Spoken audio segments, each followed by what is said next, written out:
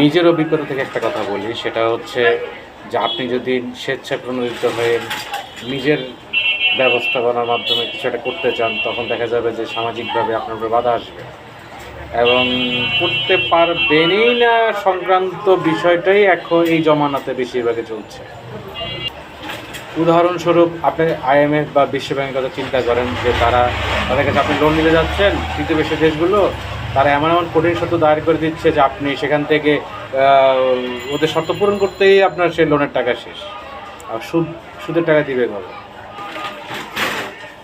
সম্ভব না।